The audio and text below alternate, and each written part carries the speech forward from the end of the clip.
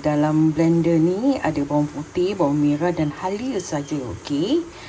Dan dikisar halus, okey. Nenek gunakan chopper saja. Bolehlah halus juga ya. Panaskan minyak. Sudah boleh tumiskan bahan-bahan yang kita sudah kisar tadi, okey? Tumislah sehingga bahan-bahan tu betul-betul harum dan mewangi, okey? Sudah boleh masukkan daun limau ya anak-anak, daun limau purut, dan ditumis-tumis sehingga ia garing dan mewangi. Sudah boleh masukkan lada putih ya, lada putih serbuk nenek gunakan. Masukkanlah secukup rasa, lebih kurang dalam 1 sudu ya anak-anak, 1 sudu makan, dan dikacau-kacau sehingga ia rata. Setelah ia betul-betul garing sedikit ya anak-anak, sudah boleh masukkan bumbu. Nenek gunakan bumbu soto Betawi ya. Nenek dah pernah buat dan rasanya sedap, ada pedas dan penuh berempah ya. Tumis dan tambahlah air sedikit ya, dan tumis sehingga ia betul-betul wangi dan garing, okey. Oleh kerana nenek masak untuk hari raya 1 periuk besar, nenek tambah itu rempah sup ya, 3 sudu saja. Dan ditumis sehingga ia betul-betul garing dan wangi. Setelah ia betul-betul garing dan wangi, ambillah periuk ya, periuk yang akan kita gunakan. Masukkanlah rempah yang kita sudah tumis tadi ke dalam periuk. Dan jangan lupa campurkan air. Campurkanlah air secukupnya, okey? Nenek menggunakan pentol ya, pentol yang sudah siap, iaitu beef ball, berbola daging ya, yang sudah siap. Hari raya tak ada masa nak menggintal daging ni, okey. Setelah cuci itu beef tu, masukkanlah dalam periuk dan masaklah sehingga ia betul-betul mendidih. Untuk menambahkan perisanya, nenek masukkan stok daging sapi ya nak-nak.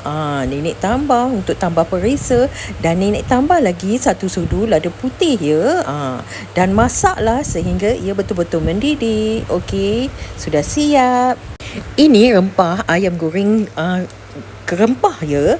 Bahan-bahan dalam blender tu bawang putih, bawang merah, halia, lengkuas yang banyak ya, ketumbar 3 sudu makan, jintan 1 sudu makan, okey.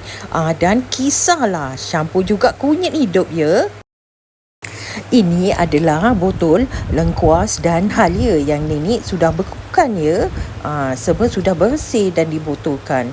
Jadi kalau nak pakai, mudah anak-anak keluarkan dalam berapa ruas yang kita nak gunakan, dan dipotong-potong dan dikisar. Kalau ada kunyit hidup lagi bagus ya anak-anak gunakan, tapi kat rumah ni ada kunyit serbuk saja, boleh juga. Alhamdulillah, sedap juga rasanya. Jangan lupa masukkan garam secukup rasa, 2 sudu saja cukup. Ayam ni sudah dicuci bersih ya, dan ditoskan.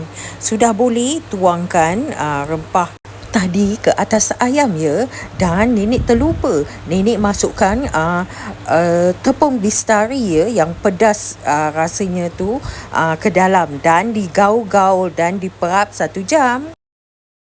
Gorenglah di minyak yang banyak ya anak-anak. Rasanya sedap, berempah garing. Dayo cakap sedap. Nenek buat juga bergedil. Takut panjang sangat video ni, okey? Dan tak sempat nak ambil gambar bahan-bahan masakan yang nenek sudah masak ni, kerana Dayo sudah attack. Penuh rumah nenek. Habis semua nenek punya soto. Ayam goreng dan bergedil semua habis, tak ada sisa. Alhamdulillah, syukur. Ini Dayo nenek yang pertama datang. Ramai sekali attack, penuh rumah. Syukur, Alhamdulillah. Dia orang suka apa yang nenek masak. Syukur masih boleh sediakan hidangan untuk anak, cucu dan cicit nenek. Alhamdulillah. Terima kasih ya kepada yang datang ke rumah nenek, yang sudi datang kemari. Selamat Hari Raya. Jemputlah datang ke rumah nenek. Maaf zahir dan batin ya.